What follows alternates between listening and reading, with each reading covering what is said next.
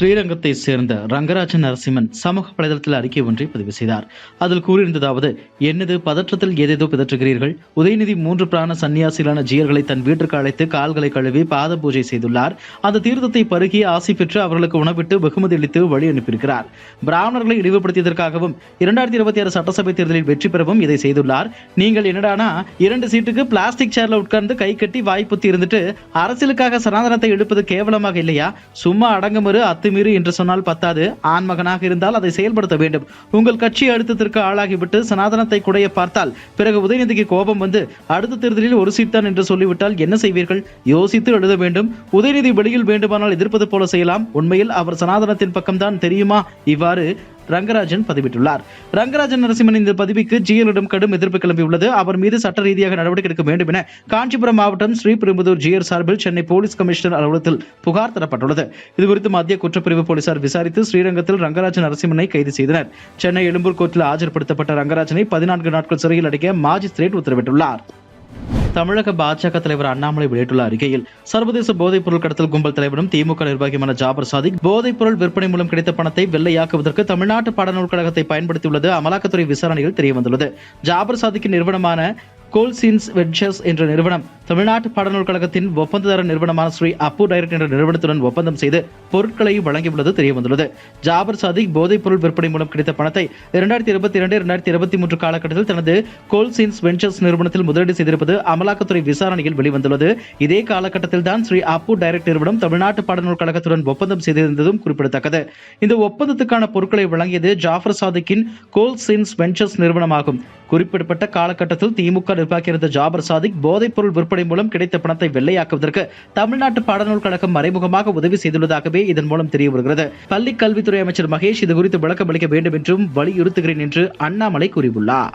சென்னையில் நடிகை கஸ்தூரி நிறுவனம் பேசும்போது, தமிழகத்தில் ஒரு புதிய காற்று வீச வேண்டும் என்றால் எல்லோரும் ஒருமித்த கருத்துடன் கூட்டணி அமைத்து தேர்தலை சந்தித்தால் என்னை பொறுத்தவரைக்கும் ஒரு நல்ல முன்னேற்பாடாக இருக்கும் என்று நினைக்கிறேன். இதையே எல்லோரும் நினைக்க வேண்டும் என அவசியமில்லை. ஆனால் இதை நம்புகிறேன். கடந்த 1 மாதமாக எனது வாழ்க்கை ரொம்ப மாறிவிட்டது. இளையராஜா ஒரு இசைக்கடவுள். கடவுளுக்கு கோவிலுக்கு செல்ல வேண்டும் என்ற அவசியமே இல்லை. அவரை கோவிலின் உள்ளே விடவில்லை என்ற பிரச்சாரத்தை வன்மையாக கண்டிக்கிறேன். எத்தனை காலம்தான் இதுபோன்ற பிரச்சாரத்தை முன்வைத்து ஏமாற்றுவார் இந்த நாட்டிலே? கருவறைக்குள் எந்த சாதனரும் அவர் யாராக இருந்தாலும் உள்ளே செல்ல முடியாது.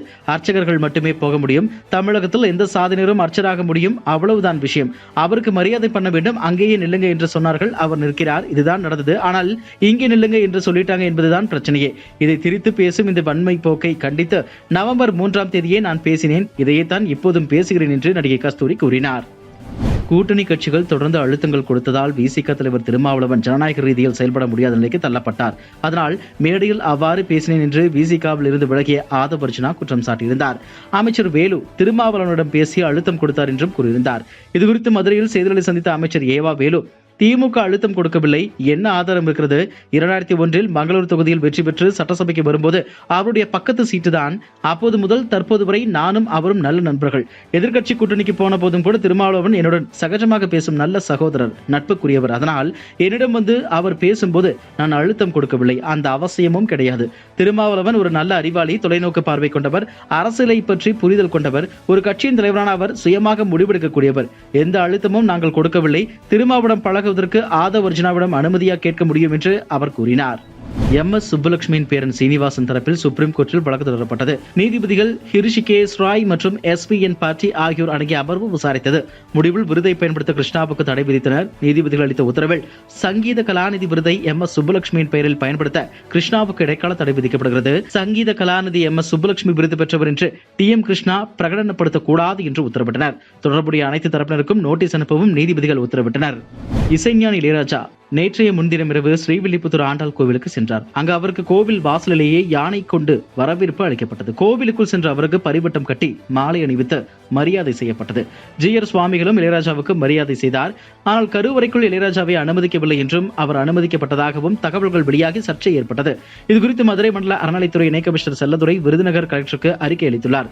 இந்த நிலையில் சர்ச்சை குறித்து இளையராஜா சமூக வலைதள பதிவில் விளக்கம் ஒன்றை அளித்துள்ளார். அவர் கூறியுள்ளதாவது: என்னை மையமாக வைத்து சிலர் பொய்யான வதந்திகளை பரப்பி வருகிறார்கள். நான் எந்த நேரத்திலும் எந்த இடத்திலும் என்னுடைய சுயமரியாதையை விட்டுக் கொடுப்பவன் அல்ல, விட்டுக் கொடுக்கவும் இல்லை.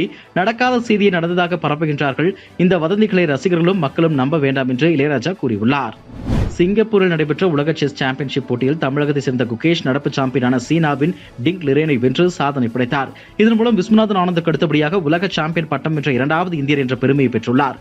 உலக சாம்பியன் பட்டம் வென்ற பிறகு முதல் முறையாக நேற்று சென்னை திரும்பிய குகேஷுக்கு தமிழக அரசு தரப்பில் உற்சாக வரவேற்பு அளிக்கப்பட்டது. விமான நிலையத்தில் விளையாட்டுத்துறை செயலாளர் அதுல்யா மிஸ்ரா பூங்கொத்து கொடுத்து வரவேற்றார். சென்னை கலைவாணர் அரங்கத்தில் உலக செஸ் சாம்பியன் குகேஷுக்கு பாராட்டு விழா இன்று நடைபெற உள்ளது. தமிழக அரசு தரப்பில் குகேஷுக்கு 5 கோடி ரூபாய் பரிசு தொகை அறிவிக்கப்பட்டுள்ளது. விமான நிலையத்தில் நிருபர்களுக்கு குகேஷ் அளித்த பேட்டியில் உலக செஸ் சாம்பியன் பட்டம் வென்றது மகிழ்ச்சி. டிங் லிரேன் சிறப்பான ஆட்டத்தை வெளிப்படுத்தினார். உலக சாம்பியன்ஷிப் இறுதிக்கு செல்ல சென்னை செஸ் ஒலிம்பியாட் உதவியது. கோப்பையை வீட்டிற்கு கொண்டு வந்தது மகிழ்ச்சி. அனைவரின் ஊக்கமும் எனக்கு புத்துணர்ச்சியை தந்தது என்று அவர் கூறினார்.